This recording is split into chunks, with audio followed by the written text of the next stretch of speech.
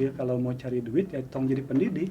Untuk bisa melanjutkan nih Islam supaya tetap tegak di muka bumi ya melalui pendidikan. Ini kalau pendidikan agama Islam dicoret di kurikulum nasional yang untung siapa? Ya untung yang bukan agama Islam. Untung siapa? Yang untuk Muhammadiyah. Assalamualaikum warahmatullahi wabarakatuh. Waalaikumsalam warahmatullahi wabarakatuh. Halo pemirsa, selamat datang di M-Talk, Islamic Educate and Inspire. Kembali lagi bersama saya Nafia.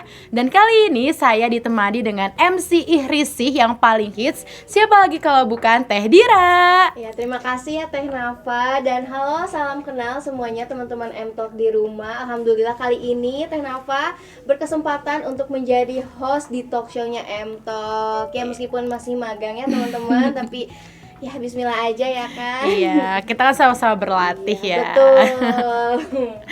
Seperti biasa di M-Talk itu selalu mengundang narasumber-narasumber yang luar biasa. Langsung aja kalau gitu kita sambut. Ada Pak Ahmad Rifai dan Ibu Marlida. Apa kabar Bapak, Ibu? Alhamdulillah sehat. Nah, kita semua tahu ya di sini Pak Ahmad Rifai dan Ibu Marlida ini merupakan seorang dosen di Universitas Muhammadiyah Bandung. Betul ya Pak, Bu? Iya. Kalau boleh saya tahu nih, Bapak dan Ibu ini mengajar sebagai apa di Universitas Muhammadiyah Bandung ini, dan kiranya sudah berapa lama nih Bapak dan Ibu mengajar di sini gitu? Baru paling dulu. Boleh. Nggak boleh? Sebetulnya saya ngajar sejak 2011 sih. Wah. Bujangan kene. Oh iya. Sekarang udah 11 tahun lah ngajar. Sudah lumayan cukup lama ya. Kalau Bu Marlida sendiri? Sejak tahun 2016 waktu masih STIM. Masih di Buah Batu. Oh iya, dulu di Ubah Batu ya. Sama, kita juga berangkat dari STIM dulu. Dari STIM dulu 2011, 2013 kita mendirikan KPI, Komunikasi Penyiaran Islam. Bu Maria belum masuk dulu. Masih ada Pak Agung, Pak Rahmat, Pak Ijang. Iya, Pak Ijang Faisal. Pak Ijang Faisal dulu di pendiri KPI juga di STIM. Cuman Pak Ijang sibuk di KPID, bukan KI. Di KI, jadi hanya sekali 2 kali ngajar. Kembali lagi di Ilkom. Memang basicnya Ilkom. Basicnya memang di Ilkom. Berarti dosen Ilkom ya Bapak ya? Saya dosen Ilkom paten, dah hak paten.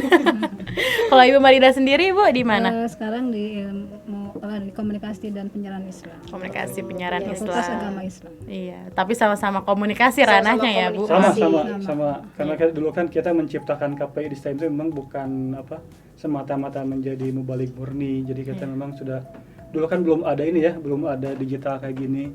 Tapi kita sudah mengarahkan KPI ke arah sana. Kan saya kaprodi pertama KPI juga. Waduh, luar biasa kan. Masya Allah ya. Lalu hijrah ke UMB 2016. Ninggalin ini. Ninggalin KPI. Oh, Aduh, sedih bukan ya. hijrah, ninggalkan kata. Lebih meninggalkan ya. Iya. Saya masuk Pak Rifai pindah gitu. Oh, gitu. Jadi saya goodbye itu. Kalau Pak Rahmat saya masih ada. Pak Rahmat masih ada. Pak Rahmat, terus Teh Yuyun yang KPI UIN Teh Yuyun, ya. masih ada, saya masih ada. Oke. Ibu datang saya pergi. Jadi sejaman tidak bertemu itu. Ya, sejalan tidak bertemu. Tapi masih satu tobacco Bu ya. Itu Bangko. Boleh mungkin sebelum kita masuk ke topik ya, pengen tahu dong Pak, Bu, keluh kesahnya menjadi seorang dosen di UM Bandung terutama. Kan biasanya selalu mendengar dari mahasiswanya nih kalau kesah di dosen begini. Ini dari suara hati dosen nih, gimana nih kiranya? Ibu dulu kan. Boleh Bu Marlida dulu ya tadi udah. Aduh, ya udah.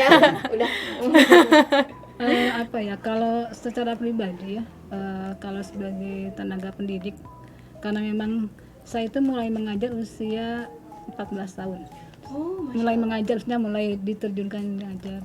Jadi bagi saya itu pendidikan bukan suatu hal yang sangat menyenangkan gitu. Artinya selama apa yang saya programkan, maksudnya dibuat gitu dalam pengajaran itu berjalan, itu it's happy gitu, menyenangkan. Cuma kalau misalnya ada mahasiswa yang sekarang saya ngajar di UMB, kemudian ada mahasiswa yang ngeluh ini, curhat ini, ya disikapi aja dengan bijak gitu.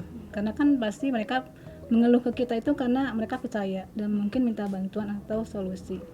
Hanya mungkin jadi plus gitu ya, jadi plus nambah bukan hanya sebagai memberi materi tapi juga sebagai motivator. Iya, betul.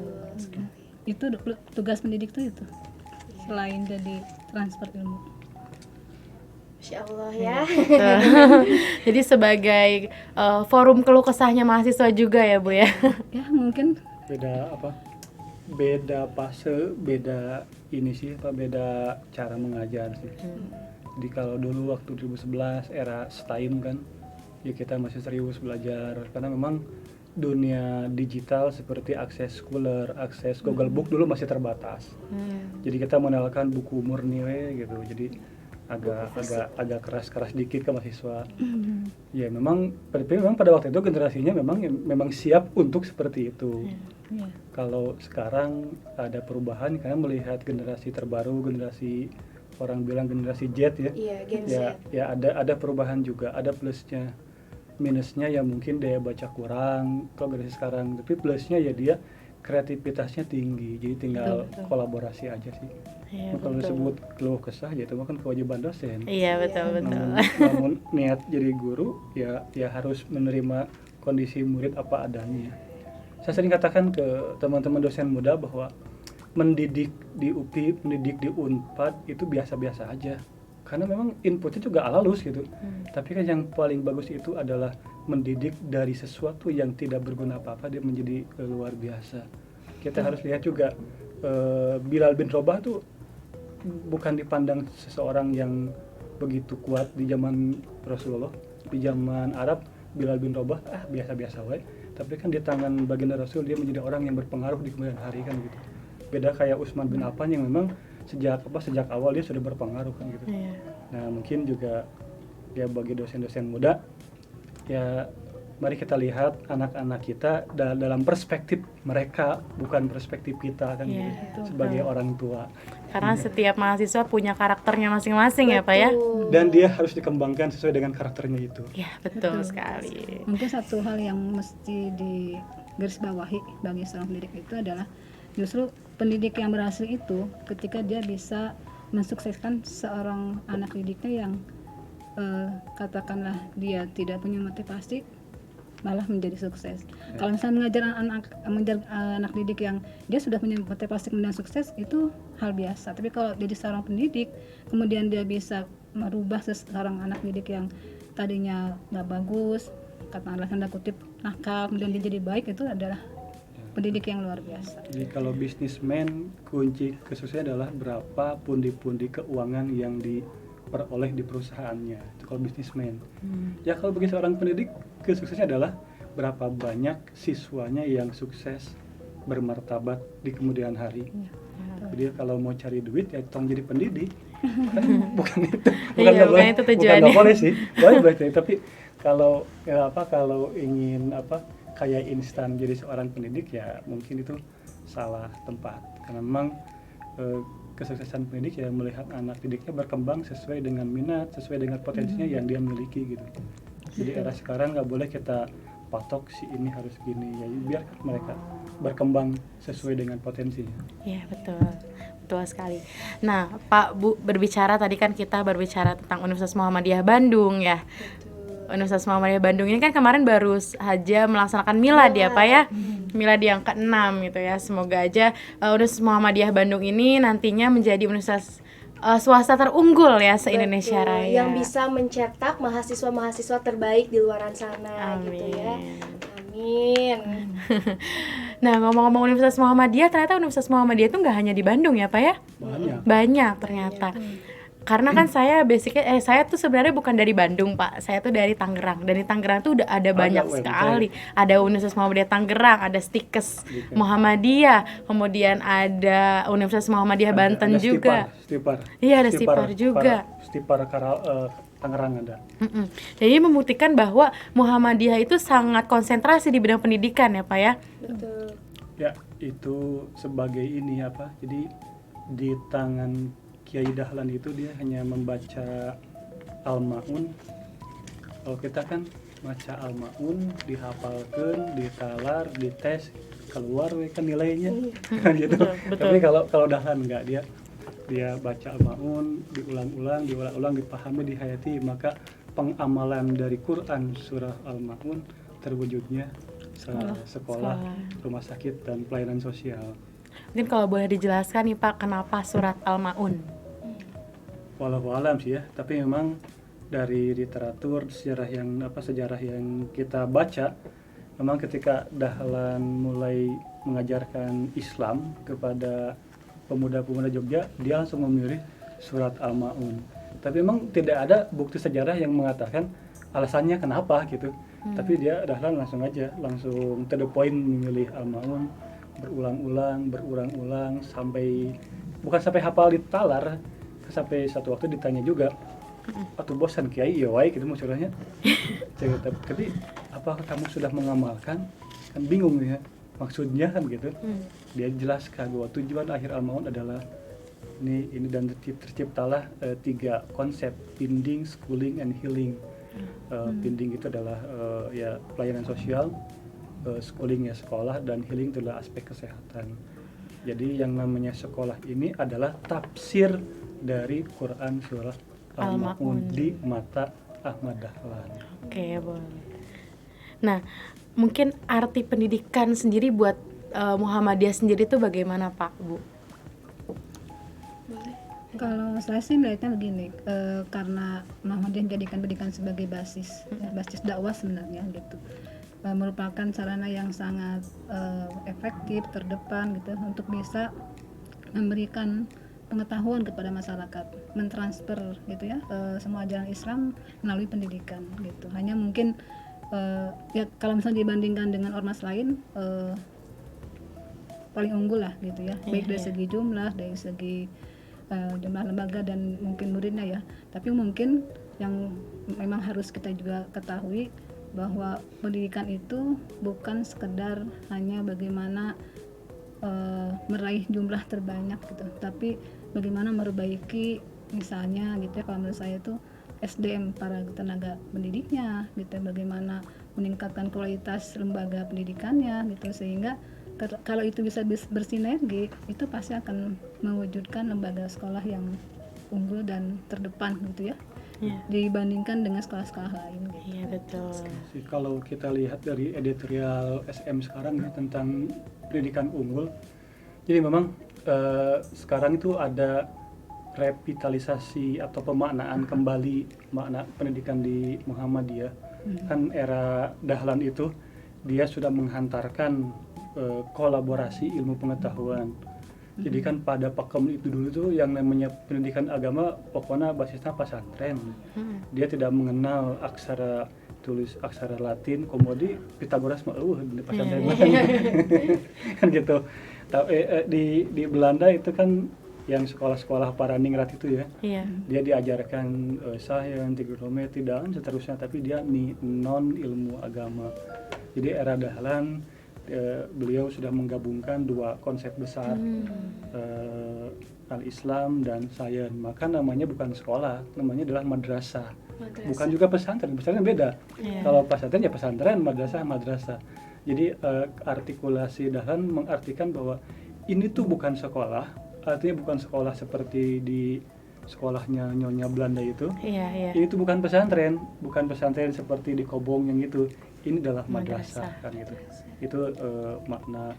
Jadi kalau di bedah editorial kemarin itu kita baca-baca, kita ngerti memang sekarang masuk pada fase kedua. Jadi 1 abad pertama Dahlan sudah meletakkan fondasi dasar bagaimana menggabungkan ilmu agama dan juga ilmu sains modern di sekolah. Itu agenda 1 abad yang lalu sudah selesai. Nah, abad kedua sekarang mempermudah atau memperlancar integrasi keilmuan di sekolah-sekolah Muhammadiyah. Belum ke PTM ya. Karena bedah kemarin masih ke sekolah dasar menengah. Contoh gini aja lah, satu hal yang sering kita pahami di sekolah ya. Kita berbicara hukum kekekalan energi kan. Bahwa energi itu tidak bisa diciptakan dan juga tidak bisa dimusnahkan kan gitu. Ini konsep yang terus-menerus diajarkan secara berulang di sekolah kita, baik sekolah swasta, sekolah negeri kan gitu. Iya, iya. Lalu pertanyaannya, kalau energi itu tidak bisa diciptakan dan tidak bisa dihilangkan, bukankah energi itu sesuatu yang kekal, abadi? Iya. Nah, sementara dalam paham kita hanya satu zat yang kekal abadi kan, Allah. yaitu Allah Azza wa Jalla. Maka apakah benar konsep energi seperti itu? Nah, ini fase kedua pendidikan Muhammadiyah di sekolah dasar menengah sampai atas, itu dia melakukan determinasi terminologi sains yang diselaraskan dalam kurikulum keislaman. Nanti muaranya ke dakwah juga sih. Iya, betul. Berarti memang Muhammadiyah ini kan bergerak di bidang pendidikan tuh nggak hanya di PTM saja ya, gitu. Tapi dari SD, SMP, bahkan TK, dari TK ya. Ya, kalau PTM itu digagas pada Muktamar kedua Muhammadiyah. Jadi tahun 1912 berdiri, tahun 1928 itu Muktamar kan. Di Muktamar itu baru digagas kan, ketika ditanya apa rencana Anda gitu kan sebagai ketua Majelis Pendidikan Dasar. Dia menjawab, kita akan mendirikan Universitas Muhammadiyah. Nah, Itu 1928. iya. Can aya taman siswa, can aya iya. Makanya kita juga harus kritis. Sebenarnya pahlawan nasional itu siapa kan gitu. Iya, betul. Harus kritis di sini. Betul. Cuman kata Dahlan, kayak nanti dulu lah gitu. Dasar dulu baru Berjenjang gitu. berjenjang. Iya, Tapi 1928 Muhammadiyah sudah mengatakan kita akan mendirikan perguruan tinggi. Terlepas siapakah yang layak disandang sebagai pahlawan nasional, tapi sekolah Muhammadiyah tercatat berdiri sebelum taman siswa Berdiri. belum berdiri. Kita kenakan ilmunya Tutwari Handayani, Iya. tanpa kita mengesampingkan konsep pendidikan nasional. Kita tidak mengesampingkan konsep pendidikan nasional, tapi kita berbicara fakta. Sebelum Tutwari Handayani itu berdiri, Dahlan 1912 sudah mendirikan Madrasah Ibtidaiyah. 1928 menggagas berdirinya perguruan tinggi, mencanangkan berdirinya perguruan tinggi. Pada Muktamar ketiga berdiri perguruan tinggi di Padang, Universitas Sumatera Barat, yang bekerjasama dengan Al-Azhar University di Kairo. Wah. Maka pertanyaan lagi adalah, siapakah yang layak jadi pahlawan nasional pendidikan? Dari Pak I. Siapa ya? Siapa ya kira-kira? Gitu. Oke, baik nih Pak, menyinggung dengan pendidikan ya Pak, Bu. Kalau boleh saya tahu nih, kenapa Muhammadiyah ini bergerak di pendidikan? Gitu. Pak Ripa dulu, saya dulu. Ibu dulu aja. Kalau saya sih sama tadi ya, pendapat saya bahwa pendidikan itu merupakan cara yang sangat paling efektif untuk bisa memberikan nilai-nilai ya kepada masyarakat ya. Jadi kalau misalnya pendidikan bisa disebarluaskan sebanyak-banyaknya, maka akan banyak masyarakat yang bisa terdidik. Dan pendidikan itu menjadi tonggak, menjadi tonggaknya dakwah Islam gitu. Dan memang harus kita lakukan lewat pendidikan.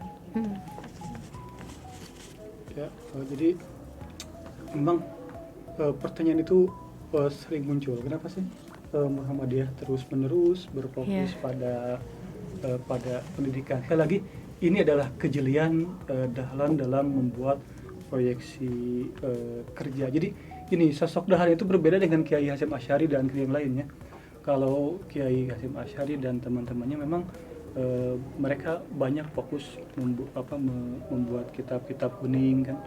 Jadi kalau di itu memang kita hampir ulama-ulama Indonesia seperti Al-Bantani itu kan, itu kitab memang kitab kuningnya sampai termasyhur ke Timur Tengah ada. Tapi Dahlan itu berbeda. Dia tidak, musik kasar mah terajin nulis lah gitu. Dia nggak fokus ke membuat karya tulis seperti ulama-ulama sebelumnya.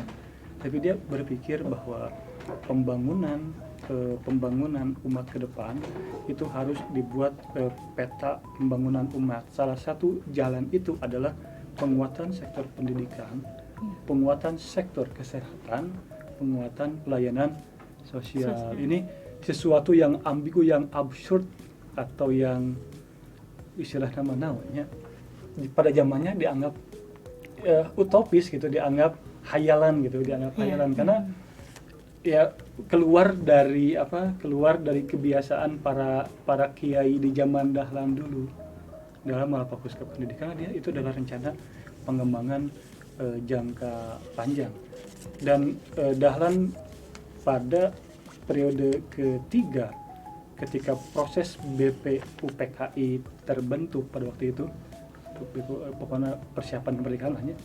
Nah itu pada itu kan Mangan Siangodinejo semua sampai Jenderal Soeharto sendiri pun itu kan alumni sekolah Muhammadiyah. Dan Dahlan membuktikan kepada dunia pada waktu bahwa perjuangan umat Islam menuju gerbang kemerdekaan itu dengan metode pendidikan lebih terstruktur. Gitu. Tapi sekali lagi kita tidak mengkerdilkan peran Pangeran Diponegoro, Adipati Unus dan yang lain. Mereka syahid, mereka gugur sebagai pahlawan bangsa, sebagai syuhada Islam pada zamannya pada waktu itu. Dari situ Dahlan berpikir, namun head to head hijau itu kan beak atau ulama gitu. Dia harus menelurkan tokoh-tokoh nasional, termasuk Soekarno. Dia adalah ningrat Bali, anak raja loh kan itu. Tapi dia memilih sekolah Muhammadiyah ketimbang sekolah Belanda. Wah, jadi Insinyur Soekarno juga sekolah dasarnya di Muhammadiyah. Sebelum dia melanjutkan sebelum dia melanjutkan sekolah ke ITB sekarang ya. Ketika dia memutuskan, kata orang tuanya ya anak raja lahnya, sultan gitunya, bebas sekolah di Muhammadiyah gitu. Tapi dia lebih memilih di Muhammadiyah sekolahnya. Dia sendiri di Muhammadiyah. Jadi ketika wajar kita Soekarno masuk ke ITB, dia kritis, dia melawan penjajah karena didikannya bukan didikan sekolah sinyonya. Karena dia didikan sekolah Muhammadiyah. Jadi ketika Soekarno sejak mahasiswa kritis melawan Belanda dan seterusnya, karena itu ya didikannya Muhammadiyah. Jadi dia melihat bahwa dia tidak mau duduk nyaman di singgasana rakyatnya terlantar, karena itu bukan tipologi Al-Ma'un. Jadi di otak Soekarno sudah ada Al-Ma'un, tapi dia terjemahkan sebagai bentuk perlawanan terhadap Belanda. Nah, gitu. Masih itu kenapa Muhammadiyah fokus ke pendidikan, karena Dahlan bisa mati. Terus para 7 pendiri awal Muhammadiyah juga bisa mati. Tapi ide, gagasan, bentuk, rencana kerja itu harus hidup. Di mana tempat hidup itu? Di pendidikan Muhammadiyah. Yang di situ ada pertukaran ilmu, pertukaran nilai, pertukaran norma. Itu kenapa? Jadi kalau pendidikan tidak ada pertukaran nilainya, apa namanya tuh? Iya betul. Hanya menyimak saja. Gimana Ibu? Ya memang kalau kita melihat sejarah seluruh juga pendidikan merupakan basic utama ya, Pari-Pari dalam melakukan regenerasi ya, dalam mendidik para anak-anak sahabat dan kaum muslimin. Jadi memang sangat betul kalau kita misalnya untuk bisa melanjutkan nih Islam supaya tetap tegak di muka bumi ya melalui pendidikan gitu. Dan kita akui gitu ya, Muhammadiyah itu memang sangat fokus ya ketika membangun banyak lembaga pendidikan di Indonesia gitu, dan bahkan terdepan ya dibandingkan ormas lain. Dan kita harus support gitu, artinya bukan hanya dari segi kelembagaannya yang banyak, tapi juga dari segi ini kualitas kita nih, para dosen, para mahasiswanya juga gitu, supaya ya qualified-nya itu betul-betul bisa teruji gitulah. Kira-kira kalau saya boleh tahu nih, tadi kan Muhammadiyah itu sudah mencetak generasi-generasi yang unggul gitu ya Pak. Nah itu bagaimana sih Muhammadiyah itu bisa mencetak generasi unggul itu? Apakah memang cara pendidikannya atau memang bagaimana gitu Pak? Pertama, sebetulnya di sekolah itu ada standar. Kalau di kampus namanya ada SPM, standar penjaminan mutu. Kalau di sekolah seperti yang bedah editorial hari ini ya, itu ada namanya standar ISMUBA. ISMUBA itu Al-Islam, Muhammadiyah, dan bahasa Arab. Itu menjadi pakem pendidikan di Muhammadiyah. Jadi Al-Islam itu dia terbagi menjadi 4 aspek. Ada pelajaran Quran hadis, ada pelajaran fikih ibadah, ada pelajaran sejarah kebudayaan Islam, ada pelajaran kemuhammadiyahan. Ini di 4 aspek ini. Nah, 4 standar inilah yang sejak dulu, sejak awal berdirinya sekolah ini, Dahlan begitu ketat menyampaikan kepada ketua majelis pendidikan dasarnya, ini harus terrealisasi di sekolah. Jadi prem gitu. Jadi Ya. prem. Namanya sekolah, bukan pesantren namanya, tapi di situ ada fikih, tafsir hadis, akidah akhlak, dan sejarah kebudayaan Islam. Itu menjadi empat pokok. Tapi memang sayangnya di penerapan sekarang itu disingkat menjadi al-Islam saja di sekolah-sekolah itu. Jadi mulai di kurang pedulinya kalau di aturan dasarnya seperti itu. Dan kalau kita merujuk kepada Undang-Undang Pendidikan Muhammadiyah atau namanya Pedoman Pendidikan Muhammadiyah, itu sebenarnya kalau pelajaran Ismuba di sekolah SD, SMP, SMA itu masih sama, betul belum dicabut. Jadi kalau kita sekolah di sekolah SMP Muhammadiyah dengan kita sekolah di Madrasah Sanawiyah Negeri, seru apa buat teman? Seru beratnya kan gitu. Harusnya seperti itu. Tapi memang yang diangkat di dalam editorial ini ya Surah Muhammadiyah menyoroti juga ya itu mulai sedikit dikendurkan. Pada itu adalah identitas pendidikan Muhammadiyah. Lalu kalau apakah sudah berhasil kan gitu? Seperti itu. Buktinya itu 2 dari 5 pendiri Pancasila adalah warga Muhammadiyah.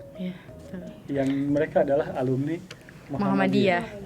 Jenderal Sudirman yang menjadi jenderal besar, menjadi panutan TNI di kita, dia adalah pendiri Hizbul Waton.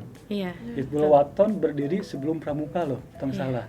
Karena Hizbul Waton sendiri kan bagian dari Muhammadiyah juga kan, Pak? Muhammadiyah di Ortom.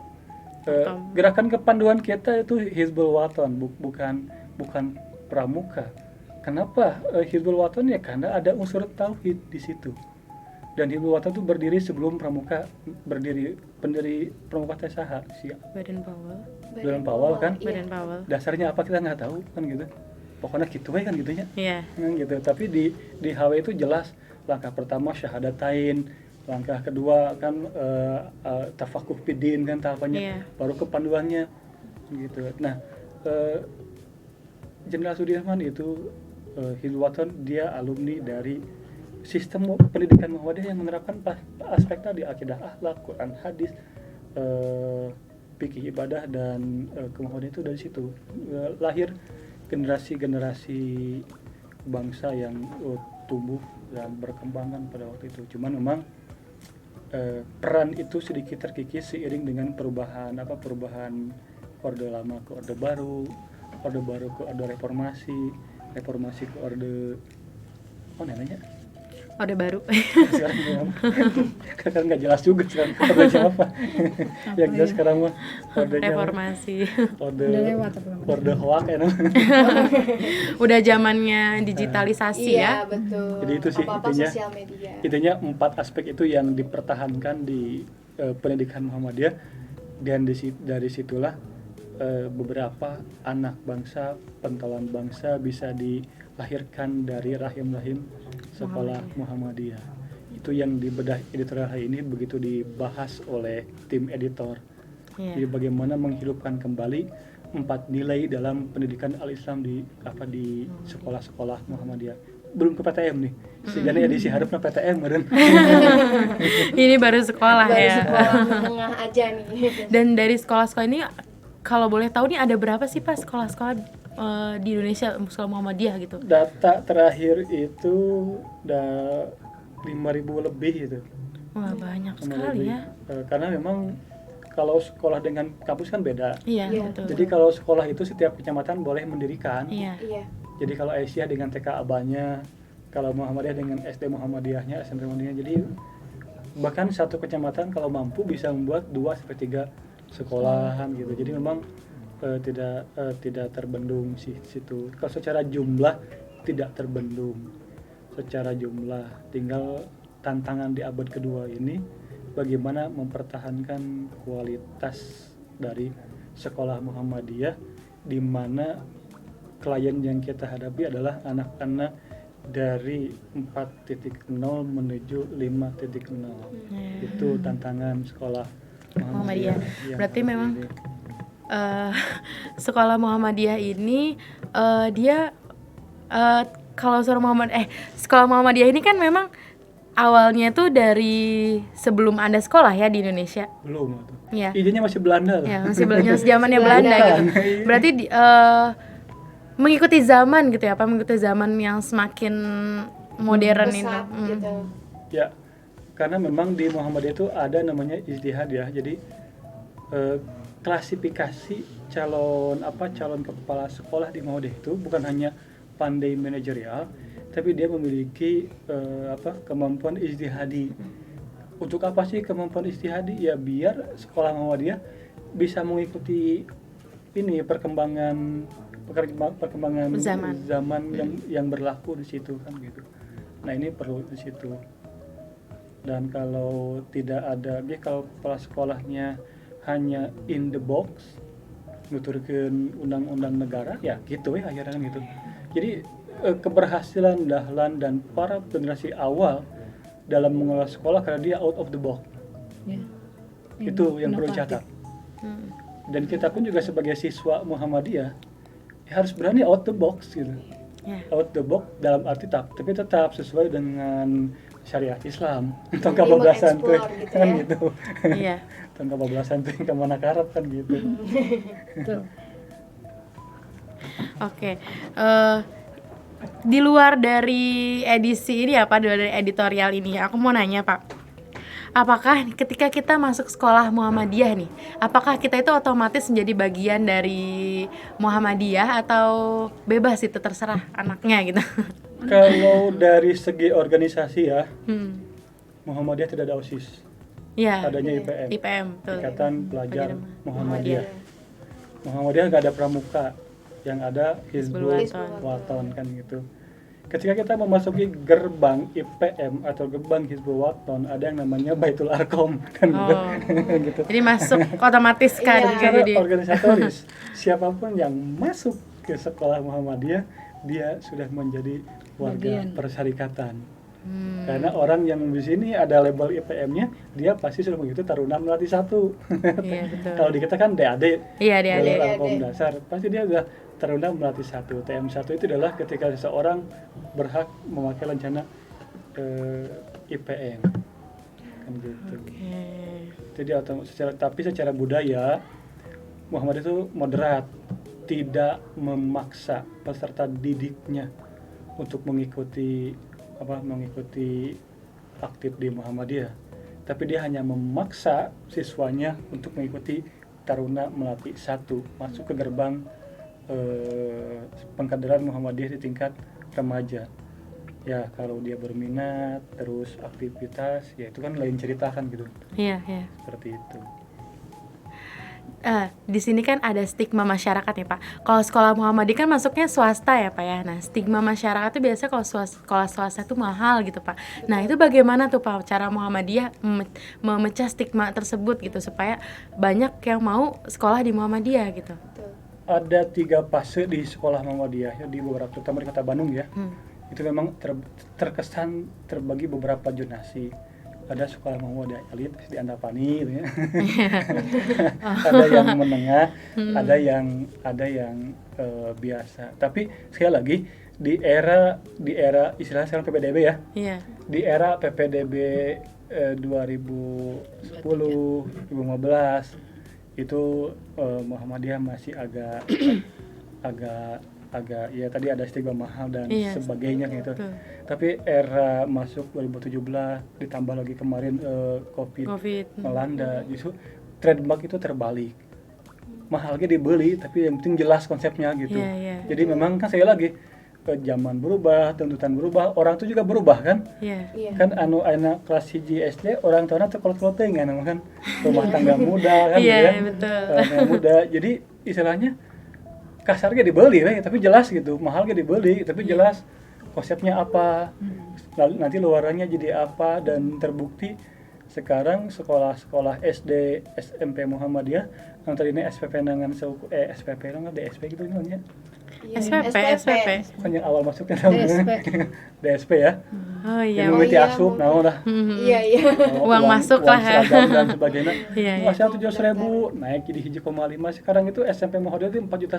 Wah. 4,5 juta itu sekarang sudah penuh. Sudah penuh. SMP Muhammadiyah ini yang di ujung burung dia nggak terlalu mahal sih, tapi penuh juga gitu. Karena sekali lagi zaman berubah, orang tua berubah kan gitu.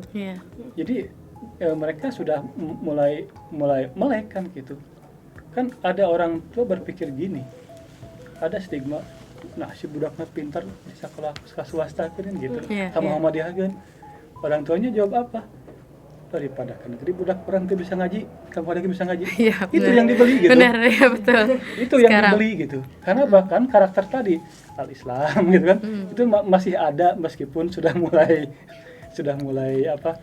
Kemudian sebenarnya bedah editor hal ini yaitu suara Muhammadiyah mengingatkan kembali kepada para fungsionaris, pengurus pendidikan Muhammadiyah, mari kita hidupkan 4 identitas tadi al-Islam, fikih ibadah, sejarah budaya Islam, terus bahasa Arab, tafsir, itu yang menjadi ciri khas dari sekolah Muhammadiyah. Karena Muhammadiyah tidak mengatakan kepada PCM-nya kudu nyen MTS, kudu nyen SMP, enggak.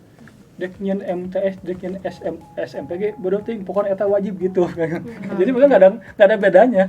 Kalau dikatakan MTS dengan SMP kan jelas beda ya.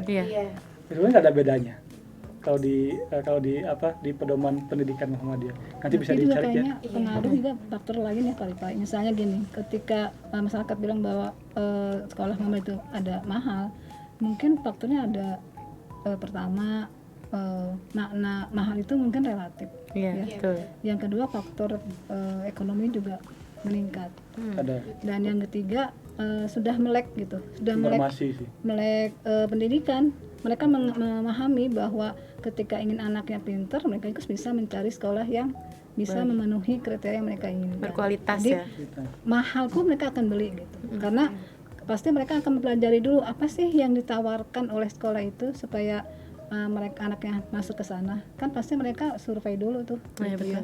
Jadi sebenarnya relatif, kata mahal itu relatif gitu. Jadi kalau misalnya di Muhammadiyah ada yang mahal, tergantung kita gitu, kita sesuai tidak gitu ya, sesuai dengan kriteria yang ingin kita inginkan untuk sekolah anak kita. Kayaknya sekarang gitu, grade A ke sini, grade B ke sini gitu. Betul gitu. Jadi pilihan itu ada di orang tua. Makanya orang tua itu harus jeli-jeli sekali ketika ingin memasukkan anaknya ke sekolah. Jadi bukan cuma lihat anak orang lain sekolah sana bering ke dinya gitu, tapi kita nggak tahu apa sih yang ingin kita targetkan ke anak kita gitu. Ya, jadi ya kembali kepada orang tua sendiri gitu ya. Ketika ingin anaknya sekolah di ABC gitu dimanapun, ya dia harus tahu apa capaian ingin ditanamkan kepada anaknya gitu. Outputnya apa yang akan didapat oleh anaknya ketika anaknya sekolah di situ. Ya sih sebetulnya. Goalsnya gitu ya. Sebetulnya kalau dilihat dari tema majalah kita kan sekolah Muhammadiyah tetap unggul. Itu kan kalau istilah headline itu provokatif gitu. Kalau istilah headline itu provokatif sebetulnya. Jadi si editor ini dia memprovokasi netizen bahwa ya sekolah Muhammadiyah tetap unggul gitu. Unggulnya tadi dibilang 4 tadi, tapi sebetulnya memang kita juga harus mengakui bahwa pendadaran kalau di kita namanya AIK ya. Kalau di sekolah namanya Ismuba. Beda istilahnya, tapi intinya sama. Kalau di kampus namanya AIK, kalau di sekolah itu Ismuba. Sebetulnya itu sambil jual sombong kan gitu ya. Kan artinya gini, yang melatar belakangi SM membuat judul tema sekolah Muhammadiyah unggul itu kan gara-gara ada isu merdeka belajar, ada isu dari kementerian ABC dan seterusnya kan gitu. Jadi kan komite sekolah itu kan sama menteri dibubarkan. Jadi Muhammadiyah tidak lagi menjadi anggota kehormatan komite sekolah di tingkat nasional.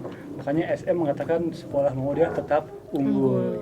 Jadi secara komunikasi media dia menegaskan kepada negara bahwa sekolah kita tetap unggul gitu, meskipun dicoretin Dewan Kehormatan kan gitu. Dan secara internal ke pengurus Muhammadiyah gitu, tetap pertahankan nilai itu gitu, nilai 4 tadi, fikih ibadah, tafsir hadis, akidah akhlak, sejarah budaya Islam, bahasa Arab, ke Muhammadiyah itu menjadi ciri khasnya, tetap pertahankan. Soalnya satu bahasa dua makna dalam edisi ini. Ke pemerintah mengatakan bahwa PDW gitu kan gitu, dengan tidak dicoret dari Kan gini, kalau pendidikan agama Islam atau PAI dicoret, yang untung siapa? Nggak ada lah. Oh, Yang- yang untung siapa? Ini kalau Nggak ada. pendidikan agama Islam Mm-mm. dicoret di kurikulum nasional, yang untung siapa? Yang untung yang bukan agama Islam. Untung siapa? Iya. Yang untung Muhammadiyah. Oh iya, benar, Muhammadiyah. Kenapa? Karena Muhammadiyah tidak menggunakan APBN. Iya, betul. Betul, betul. Resources guru-guru agama Muhammadiyah melimpah. Jadi peluang besar. Peluang Maka besar. Muhammadiyah akan menjadikan PAI yang tadi itu sebagai muatan lokal. Betul. Atau materi unggulan. Materi Ya, unggulan. materi unggulan tapi skemanya muatan lokal. Iya. Karena kurikulum nasionalnya sudah apa? Sudah ditetapkan. Pertanyaan kedua, kita head to head. Lamun PAI dileungitkeun ku negara. Jelema nu hayang sekolah agama kemana? Muhammadiyah. Kan Muhammadiyah, makanya dia Iya. Muhammadiyah tidak gentar gitu. Iya. Karena dia mengatakan sekolah Muhammadiyah tetap unggul. Jadi kasarnya mah Mas Kope, Mas Menteri dia punya kumaha karep maneh we Iya, gitu. betul. Da urang boga pakam sorangan. Hmm. Muhammadiyah punya pasar sendiri. Hmm. Kalau orang yang ada nilai keagamaan menjadi gini, tong nyakulan budak SD negeri malah bisa ngaji sih ya. Terus kan ada Muhammadiyah we gitu. Iya. Dan itu tidak gentar dengan undang-undang akan dihapuskannya agama di sistem pendidikan nasional, dengan dicoretnya dari Dewan Kehormatan Pendidikan Nasional Muhammadiyah nggak gentar. Karena yang namanya sekolah Muhammadiyah itu boleh mengutak-ngatik kurikulum tambahan. Kan ada kurikulum pokok, Iya. ada kurikulum tambahan atau namanya muatan Muatan lokal. lokal. Jadi kurikulum pokoknya dia akan mengikuti keinginan menteri hayang tepikeun ka mana. Cekasar tepikeun ka liang lahat itu turun teh hayang menteri teh gitu. Iya, iya, iya. Nah, kurikulum tambahannya tetap ismubah akan diterapkan. Berarti kurikulumnya Muhammadiyah sama pemerintah kan beda. Apa? Ya kan beda. Apakah ketika kalau misalnya di SD negeri, sekolah-sekolah negeri itu kan biasanya suka ada ujian nasional, UASBN. Nah, kalau di Muhammadiyah sendiri tuh ada beda lagi nggak gitu? Ini saya kasih bocoran ya, Iya. ujian kompre tingkat SD. Wah, kompre. Enggak, ini ya. Iya. Kasih bocoran ya. Iya. Karena saya juga kan aktif di cabang ya, tahu persis kan Iya. itu di lika-liku sekolah mandi. Saya contohkan ini ujian kompre. Iya. Pertama, anak-anak mengikuti ujian nasional sesuai dengan jadwal yang berlaku lah ya. Iya, betul. Seperti SD yang lainnya. Berarti tetap mengikuti adanya Betul, ujian ya. nasional itu. Untuk mendapatkan ijazah resmi negara Oh, kan. betul, betul. Ijazah nasional. Ini ijazah resmi negara. Lalu ada syahadah. Syahadah itu adalah ijazah versi Muhammadiyah. Sakumaha carana hayang menang syahadah budak SD. Harus mengetahui ini ya, mungkin sejarah kemuhammadiyahan. Pertama, juz 30 harus hafal kata lar. Oh, hafal Dira? Insya Allah. Gitu ya. Yang kedua, anak harus bisa praktek sholat jenazah SD loh. Iya, SD. Pasti ada. Apa? Alhamdulillah, alhamdulillah. Yang ketiga, ada ujian bahasa Arab. Wah. Ya maksudnya bahasa Arab tingkat anak-anak. Oh, iya. Lisan itu berupa lisan atau Ada tulisan juga? ini apa? Ya biasa, Oh, tulisan. ABC. Oh, Jagonya biasa bahasa lah. Arab ini. pernah juga soalnya SD. Gitu. Ini tingkat SD loh. Hmm. Iya. Nah, lalu pertanyaannya, kalau UN-nya selesai, Hmm. komprena acan kumaha atau budak? Kan Iya, gitu itu kan gimana? ya. Iya. Jadi SMP tetap SMP, ijazah ditahan di sekolah. Oh, berarti nggak bisa masuk ke SMP Muhammadiyah gitu karena belum punya Ya, ijazah enggak, kalau Muhammadiyah. sekolah tetap. Oh, sekolah tetap. Tapi ijazah SD-nya ditahan. Oh, ijazah resminya? Ditahan. Wah. Ditebusnya tadi juz 30 hafal kan gitu. Iya, iya, iya. Terus aja Kalau terus lulus gitu ya, kalau lulus Iya, semua. lulus semua baru ijazah di dan kita nggak bisa nolak karena Iya, ketika betul. orang tua mendaftarkan anaknya ke sekolah Muhammadiyah mesti tanda tangan pakai materai. Iya.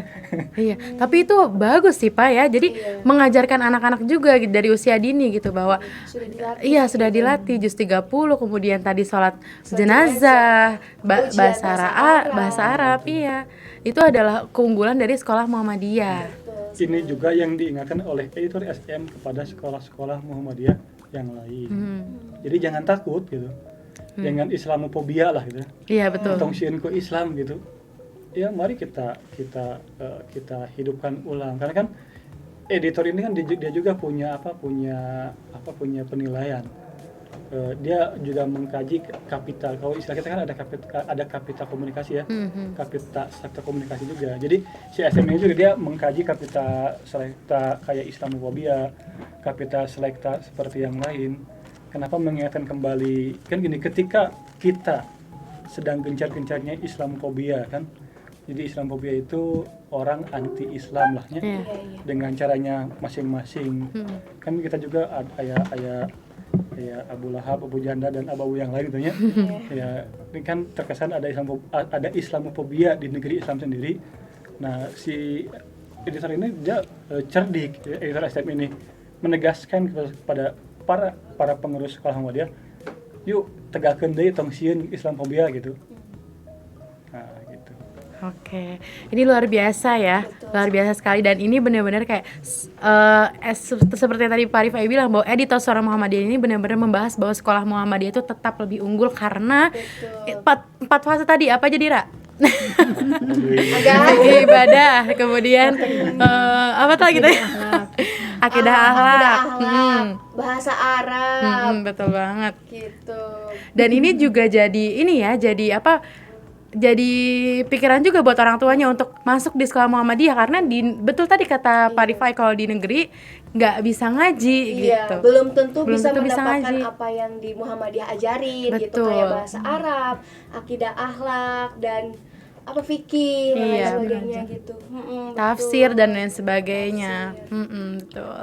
Dan keunggulan dari sekolah-sekolah Muhammadiyah ini dibuktikan daripada tadi ada Insinyur Soekarno dan banyak sekali tokoh-tokoh nasional yang ternyata lahir dari sekolah Muhammadiyah gitu. Kayak Jenderal Sudirman tadi ya. Iya. Luar biasa. Baik, mungkin Bapak dari Bapak sendiri dan Ibu ada closing statement apa nih, Pak? Ya, pertama terima kasih pada tim editorial SM yang dia sudah mengingatkan, jeli melihat kapital selekta isu yang berkembang tentang ini. Dia mengingatkan kepada kita tentang ciri khas dari pendidikan Muhammadiyah. Jadi kita kasih jempol 2 nih buat editorial. Jempol 4 ya. 4. Dia mengingatkan kita ini, dan juga sekolah-sekolah Muhammadiyah ya jangan ragu. Gunakan pendidikan Ismuba sesuai dengan kaidah yang sudah ditetapkan oleh pimpinan pusat Muhammadiyah. Oke. Dari Ibu Marlida. Sama gitu ya, saya secara pribadi merasa teringatkan ya. Saya itu baca edisi sekarang itu sampai 3 kali lebih. Wah. Kenapa? Karena muatannya sangat banyak, dan terus terang sebagai pribadi gitu ya, sebagai bagian dari tenaga pendidik di Muhammadiyah gitu ya, harusnya semua pendidik atau guru yang ada di bawah Muhammadiyah itu membaca ini. Kenapa? Karena itu mengupas banyak hal dari segi kualitas guru, kualitas kepala sekolah, tata kelola dan manajemen lembaga pendidikan, kemudian tantangan masalah yang dihadapi oleh Muhammadiyah, dan sampai akhirnya kita di edisi ini bisa membaca pendapat dari para praktisi gitu ya. Dan kalau saya sih menyarankan kepada para pendidik gitu ya yang ada di bawah Muhammadiyah, baca edisi ini, karena itu akan membuat kita jadi lebih tersemangatkan untuk mendidik lebih bagus lagi di lembaga pendidikan kita.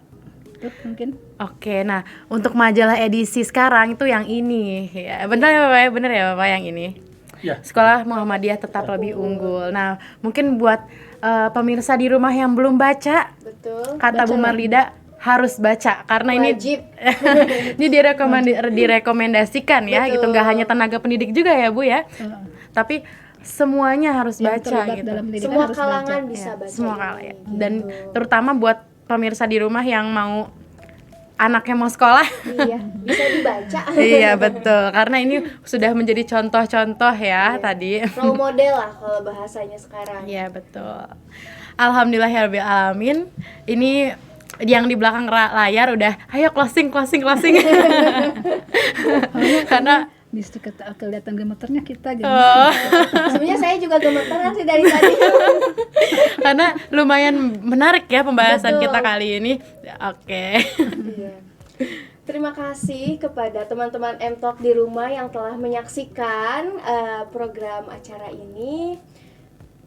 Iya, terima kasih juga kepada Pak Ahmad Rifai, Bu Ya, Bu Marlida Marlida. atas waktunya. Sampai ketemu lagi di M Talk selanjutnya. Wassalamualaikum warahmatullahi wabarakatuh. Waalaikumsalam.